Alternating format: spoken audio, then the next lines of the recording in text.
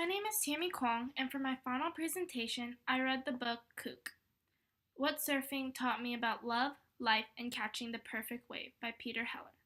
Peter Heller is an award-winning author and writer of literary nonfiction.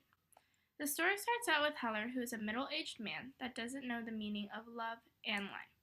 When he gets back from a business trip from Tibet, he gets a phone call from an old friend's wife. He said she sounded desperate and told Heller that her husband was having a hard time. She wanted him to come to California and catch up with her husband and they could surf together. While arriving in California, he breaks every surfing rule there is. On page 13, he asks, "You see that?" "Yeah." "What'd I do?" "You cut him off. Cold, dude. Dropped in on him. I thought he was gonna kill you." "Me too." He was embarrassed by his lack of surfing skills, but soon came to love the thrill of surfing. He eventually went back and wanted his girlfriend, which would eventually become his wife later in the book, back with him to California to learn to surf. They began going to different places and surfing. Along the way, he began to reflect his life and compare his journey with surfing to other aspects of things that happened to him before.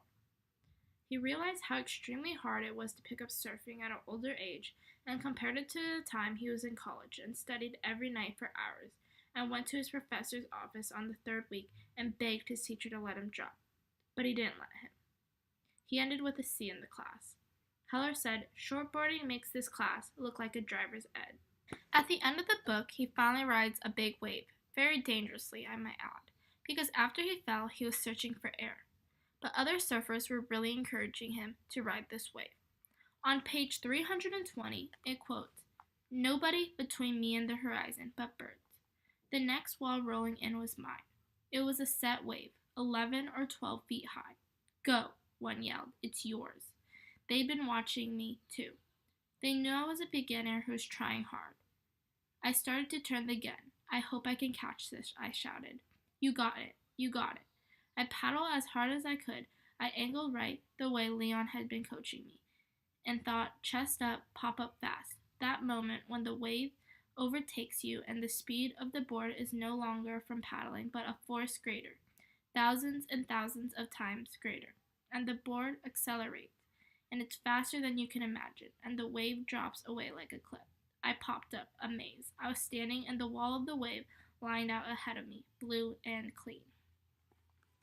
Although this book was about surfing, I believe Heller wanted his readers to know that this adventure that he'd been on was not easy.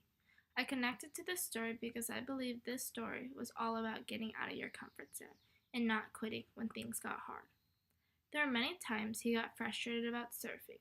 In the beginning, when he didn't know the surfing etiquettes, he was very intimidated and it was hard for him to stand up on the board. But the way he describes the feeling he had after he rode the 11-feet wave made the readers know that this was all worth it. Throughout his book, he also did a lot of reflecting upon himself and his actions. Over the past year, many things have changed and are continuing to change in my life. While there are many lows, there are definitely more highs that I'm very grateful for. One thing that I was very proud of was that my SF State soccer team made it to playoffs for the first time in 8 years. We got to host the first round of playoffs here at San Francisco State, and after beating Cal State San Marcos in the quarterfinals in 9 rounds of PKs, it was the coolest feeling ever. It made practicing every day for 2 hours worth it.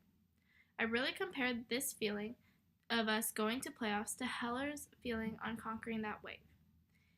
And this also compares to books we read in this class. When Cheryl finishes hiking the PCT, she really takes in the moment of the adventure. In all of these situations, we can agree that hard work pays off, and that to get the result and to feel the sense of accomplishment, there is no room to give up. Both the wild and this book, Kook, has changed the way I will forever adventure. It's not about how fast you finish. If you finish, you should be very proud. I have been on many adventures with family and friends and with this RPT class.